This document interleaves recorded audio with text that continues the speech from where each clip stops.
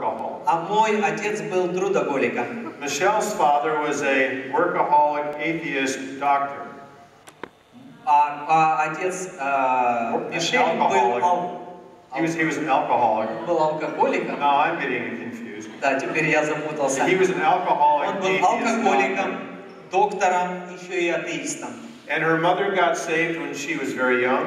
Ее мама спаслась, когда она была совсем молодая. Got totally turned on to Jesus. И она полностью обратилась к Богу. And became the town fanatic. И она стала фанатиком. And so anyhow, that's a little bit of our background. Вот такая у нас история была. So we both came from what really were dysfunctional families. И мы обои вышли из семьи, которые абсолютно были дисфункциональные. Они не были нормальными. And when you bring two people together with dysfunctional backgrounds, и когда ты из таких семей приходишь и создаешь свою семью, it could continue. Знаете, вся эта история начинает продолжаться. Well, we didn't want that. А мы этого не хотели. When I was about 15 years old and I was not saved yet, когда мне было 15, я еще не был тогда спасен. I was looking at life. Я смотрел на жизнь. I was looking at my parents. Я смотрел на своих родителей. And my parents were not happy at all. И мои родители не были никогда счастливы. And my father made a lot of money. Мой отец зарабатывал много денег. We lived in an absolutely beautiful place. Мы жили в прекраснейшем месте. But so by the time I'm 15, но к тому, как мне исполнилось 15, I came to three conclusions. Я пришел к выводу. Now remember, I'm unsaved and I'm 15 years old. Мне 15 лет, и я не спасен. But I decided this, number one. Я решил, номер один. That money in and of itself would never make you happy. Деньги сами по себе никогда не сделают тебя счастливым. And that's true, isn't it? Это правда. That isn't where we find happiness. Это не то, где мы находим счастье. Number two. Номер два. Don't get married. Никогда не женись. Okay, there's more to this story. Don't anybody leave yet. Подождите, это не конец истории, не надо уходить. But my second conclusion was don't get married and ruin somebody's life. Мой второй пункт, к которому я пришел, заключался вот в чем. Никогда не женись для того, чтобы испортить чью-то жизнь. And your own. И свою собственную And number three. И номер три. Don't bring kids in the world into those kind of situations. В таких ситуациях не нужно рождать детей. So here I am, 15, and that's my outlook on life. Послушайте меня внимательно. Мне 15, и это мое мировоззрение. Well, those brilliant conclusions замечательные выводы needed a little bit of refinement. Немножко нуждающиеся в корректировке. And about that time, we ended up moving from one part of America to another. И вот к тому моменту мы уже переехали с одной части Америки в другую. And this new school that I'm in now, и в новой школе, где я учился, there's a whole bunch of Christians in my class. В моем классе была целая толпа христиан. As far as I know, и насколько я знал, I had never known a Christian up to that point. До этого момента я не встречал ни одного христианина. In America. В Америке. I'd never known one. Я никогда не встречал ни одного. The church that my parents went to, церковь, в которую ходили мои родители, was so good you only had to go twice a year. Она была такая классная, что в нее нужно было ходить только 2 раза в год. Christmas and Easter. На Пасху и Рождество. And thank God they didn't go any more than that. Слава Богу, что они больше не ходили. Because they just would have been bad for us kids. Потому что они были бы очень плохи для нас, детей. So anyhow, как бы там ни было, I go to this new school. Я пошел в эту новую школу. And from the first day, и с самого первого дня, kids are coming up to me and sharing Christ with me. Дети начали подходить и проповедовать мне о Христе. And I'm kind of looking like, what? И я на них смотрю такой, чё? I don't have any idea what they're talking about. О чем вы вообще? I've got zero background in Bible. В Библии я не соображал абсолютно ни капельки. I don't even know if I could have told you who Jesus was. Я даже сомневаюсь, что я бы в тот момент вам рассказал, кто такой Иисус. And I didn't believe in God. Я не верил ни в какого Бога. I didn't believe in heaven or hell. Я не верил ни в какой ад или рай. It just wasn't part of my thinking. Это просто не было ни капельки в моем And сознании. over the next 2 years while I'm still in school there, И пока я там учился последующие 2 года, people are asking me questions. люди начинали задавать мне Well, вопросы. where do you think you'll go when you die? А куда ты пойдешь, когда умрешь? I said, I assume the cemetery like Я everybody говорю, else. как и все на кладбище. They said, well, but if you don't know Jesus, you could go to hell. Он говорит, да нет, если ты Иисуса не знаешь, пойдешь в ад. I said, I don't believe in hell. Я говорю, да я в ад не верю. So it had no impact therefore. Поэтому на меня это не производило абсолютно никакого впечатления. And so I couldn't connect any of the dots Поэтому я не мог это все сгрести в кучу. from where my search was in life, Потому как то, чего я искал в that жизни, any of what these people are sharing with me все, is an что answer. эти люди мне предлагали, And it almost got to be a game. для меня это выглядело как игра. I knew they were going to talk to me about it. Я знаю, что они будут со мной об этом And говорить. it became very easy to reject it. И для меня было очень легко их отвергнуть. They accepted me as a friend. Они воспринимали меня по-дружески. That was never an issue. Никогда это не было вопросом. They weren't perfect teenagers, Они не были идеальными подростками, but they went to Bible studies on Wednesday nights, но по средам они ходили на изучение Библии. and some on church on Sunday, Некоторые ходили в воскресенье в церковь. and I just didn't partake in those activities. А я просто не был частью всего этого добра. So we're getting to the very end of high school, Поэтому добрался я до старших классов. and I am helping a friend build a horse barn outside of town. И вот один мой друг попросил мне помочь ему построить загон для лошадей. So one day I have a doctor's appointment, И однажды мне нужно было пойти к врачу. and I get in the elevator to come down to get in the car so I can hurry out to work. Я спускаюсь в лифте, чтобы сесть в машину. And there's a man gets in the elevator with me. И там кто? A man got in the elevator. Там человек заходит в лифт вместе со мной. Okay, I'm 17, so he looked old to me. He could have been 30. Мне 17. Я так смотрю на него, ему лет 30. Right? When you're 17, everybody's old. Вы понимаете, когда тебе 17, то все остальные старые. So this man, he stares at me the whole way down. И мы пока едем, этот мужик глазеет на меня. Got this funny look on his face. И у него такое странное выражение лица. Well, I'm 17. Мне 17, I'm понятно? unsaved. Я не I спасенный. don't know any of those scriptures about think on those things that are lovely, good, pure, honest. Я не знаю всех этих мест Писаний. Думайте о том, что чисто, достославно, любезно.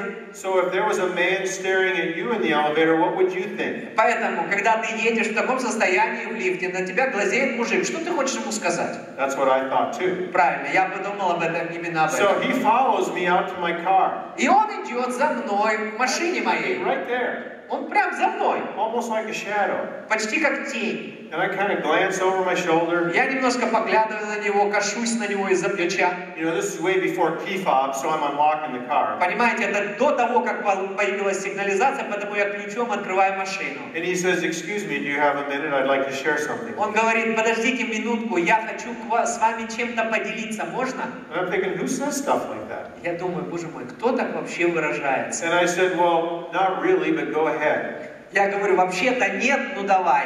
And all I remember him saying is that Jesus changed his life and he would change mine. Единственное, что я помню, что он мне тогда сказал, Иисус изменил мою жизнь, Он изменит и твою тоже. I said, whatever. Я говорю, что угодно. Got in the car, drove away. Didn't think Сел в about it. машину, уехал, даже не думал о том, что он говорил. I feel bad about that today, by the way. Сегодня я вам хочу сказать честно, I gave мне him no стыдно, encouragement whatsoever. потому что я его не ободрил вообще никак. So 2 weeks later, Через 2 недели I'm going to go out to work real fast. я тоже спешу на работу. I stopped at a sporting goods store to get something. Остановился в магазин, зашел купить там что-то. Unlocking the car, Снова открываю дверь. and all of a sudden there's a guy right behind me. Снова опять мужик за мной. I don't even know where he came from. Я даже не знаю, откуда он взялся. And he says, excuse me, do you have a minute? I'd like to share something with Он you. говорит, у вас есть минутка, я хотел бы с вами кое-чем поделиться, можно? I said, not really, but go ahead. Я говорю, вообще-то нет, ну давай. I'm thinking I have a sign on my back that says, share with me. Я думал, что у меня на затылке написано, знак такой у меня висит на затылке, поделитесь со мной чем-нибудь. So, you know what he says? И знаете, что он мне говорит? That Jesus changed his life and he would change mine. Иисус изменил мою жизнь, и Он изменит, может, твою. And I said, whatever. Я говорю, что угодно. Got in the car and drove out to work. Сел в машину, уехал на работу. But that got me thinking.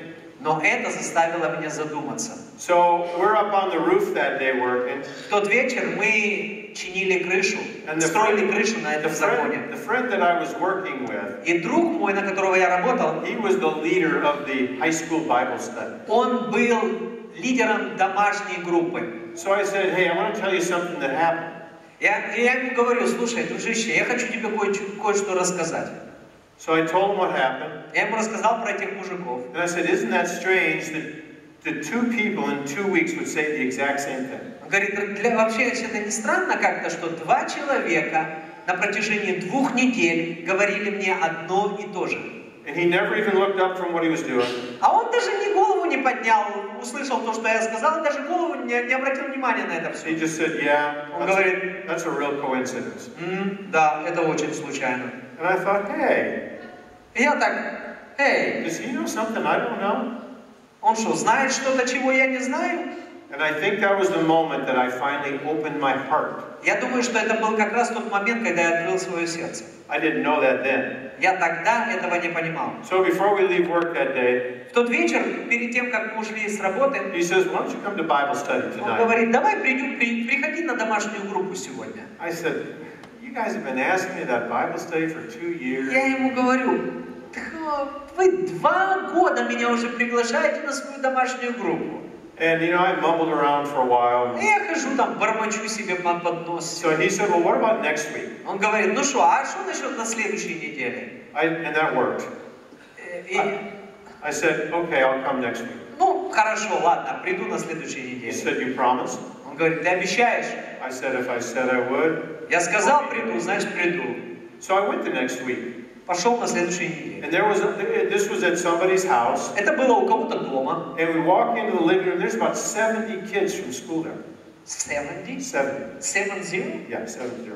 Большая домашняя группа. Захожу, там 70 человек сидит. У кого-то дома. I didn't realize the Bible study was that big. Я не думал, что домашняя группа может такой быть большой. So I said, are there always this many people here? Я говорю, а вообще это обычно, нормально, столько людей And сидит? he said, no, not always. Он говорит, нет, не Well, всегда. I didn't realize Я не знал, this whole thing was set up for me. что это все добро собралось ради меня. That group had been praying for me for 2 years. Все эти 70 человек молились за меня последние 2 года. And the atheist kid finally agreed to come. И сын атеиста наконец-то согласился прийти. So they had a college student give his testimony, which I didn't even know what that was. I'd never heard a testimony.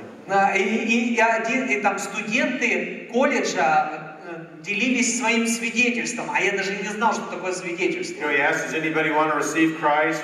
Потом спрашивают, а кто-то хочет принять Христа? I didn't do anything. Я ничего не делал. But I did go back to the Bible study every Wednesday night. Ну, в общем, по средам я начал ходить на это изучение Библии. And about a month later, Через месяц, a week after I graduated from high school, через неделю после того, как я выпустился из I школы, laid in my own bed and I received Christ.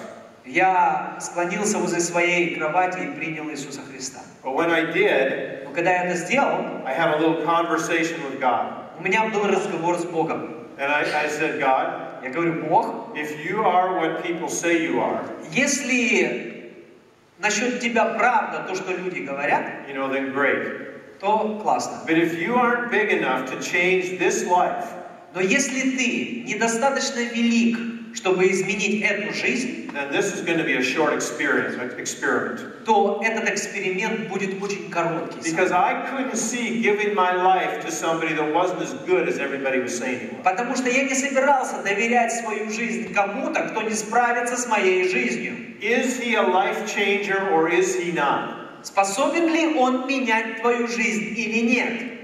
He is. Я вам хочу сказать, He is. способен. I can easily testify today Сегодня я легко могу засвидетельствовать, that Jesus changed my life что Иисус изменил мою and жизнь he'll change yours. и изменит вашу тоже. I have used that on many people. Я испытал это с многими людьми. I've led other atheists to Christ. Я привел много других атеистов ко Христу. Because Jesus did change my life. Потому что Иисус изменил мою жизнь. We're talking about emotional maturity in the family. Сегодня мы говорим об эмоциональной зрелости в семье. The first step is you got to be born again. Самый первый шаг к эмоциональной зрелости в семье – это родись свыше. That's where the power and the ability comes to live life the way God wants us to. Потому что здесь кроется вся сила, которая делает тебя способной жить. So Michelle had gotten saved when she was a young girl. Мишель спаслась, когда ей было совсем немного лет. Got filled with the Spirit. Она исполнилась Духом Святым. Grew up listening to Brother Hagin and Brother Copeland. Росла, слушая проповеди брата Хейгена и брата Коупленда. But still, we came from dysfunctional families. Но тем не менее, мы пришли из абсолютно нефункциональных семей. And we didn't want to continue that. И мы не хотели, чтобы с нами было то же But самое. there was a lot of things we didn't know. Мы много чего не знали и не понимали. But when the time came to get married, Но когда пришло время жениться, or I asked her, and to my surprise, she actually said yes. я спросил ее, а она, к моему удивлению, согласилась. But we talked about some other things. И мы говорили о других вещах. I had heard enough fighting in the home to last me the rest of my life. Я вам хочу сказать, ругани в доме я слышал достаточно, чтобы и в моем доме это продолжалось. Я не хотел.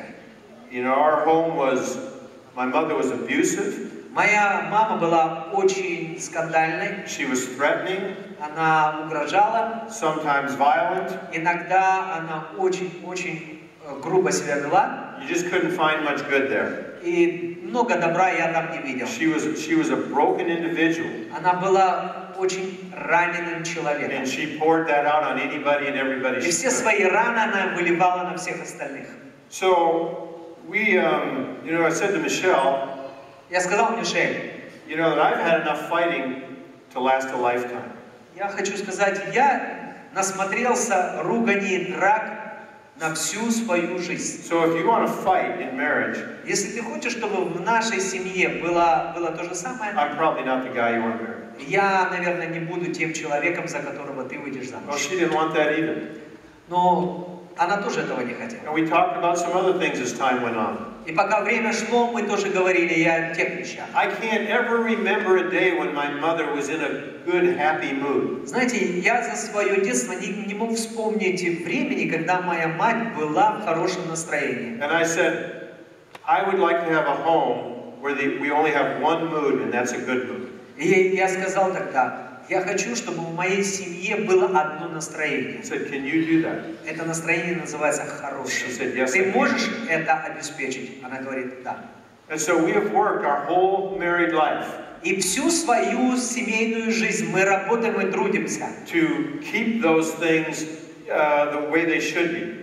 Чтобы продолжать иметь это в своей жизни. Have we ever been tempted to fight? Вы когда-нибудь были искушаемы, чтобы поссориться, поругаться? Скорее всего. Have we ever been tempted to not have a good mood? А когда-нибудь у вас было искушение не иметь хорошего настроения? Sure. Конечно. But we've done a pretty good job. Но мы довольно неплохо справляемся. Of keeping our home a happy home. Чтобы следить за миром в нашем доме. A healthy home for our kids. Чтобы это была здоровая атмосфера для наших детей. We told our kids this. И мы говорим своим детям вот что.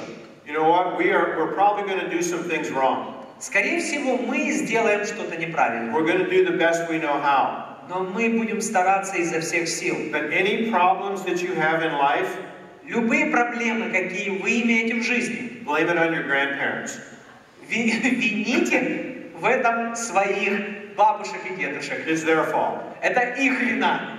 That made me feel better anyhow. Но в любом случае, в тот момент я чувствовал себя лучше. No, I'm kidding. Я шучу. But I did tell them that. Но я им говорил это. Our kids have a sense of humor also. У наших детей есть чувство юмора. So, but if you're going to have a home that's happy, если вы хотите счастливый дом, that's healthy, который здоровый, that's growing, который растущий, that's overcoming, который побеждающий, where is that going to come from? Откуда это возьмется? Just because we're humans? Только потому, что мы люди? No, we can't do it as humans. We've proved that. Послушайте, как люди мы себя вести не можем. It comes from knowing God and knowing His Word. Это приходит от того, что ты знаешь Бога и знаешь Его Слово. What is emotional maturity? Что значит эмоциональная зрелость? Let me read you this. Позвольте я вам прочитаю. Emotional maturity refers to our ability to understand. I'm going to keep going. Эмоциональная зрелость относится к способности понимать And manage our emotions. и управлять своими эмоциями. Do we understand our emotions? Понимаем ли мы свои эмоции? And do we know how to manage them, so to speak? Умеем ли мы ими управлять? I can say this. Я скажу вот что. Emotional maturity Эмоциональная зрелость is best achieved through spiritual growth. лучше всего достигается через духовный рост. If we are childish, Если мы младенцы, if we don't know how to handle our emotions, если мы не умеем управлять своими эмоциями, the best cure is to grow up spiritually. самое лучшее лекарство для этого – расти духовно. If you read the Apostle Paul's letters, Если вы почитаете послание апостола Павла, what is his main thing that he's trying to get people to do? какая самая главная идея его посланий? Grow up in Christ. Растите во Христе. Grow up. Растите. You know, through the years working with lots of people, На протяжении многих лет, когда я работал с разными людьми, different teams, разные команды, if there's one thing that hinders a team from doing what it should do, одна из основных вещей, которые мешают целой команде достичь своей цели, it's emotional immaturity. заключается вот в чем.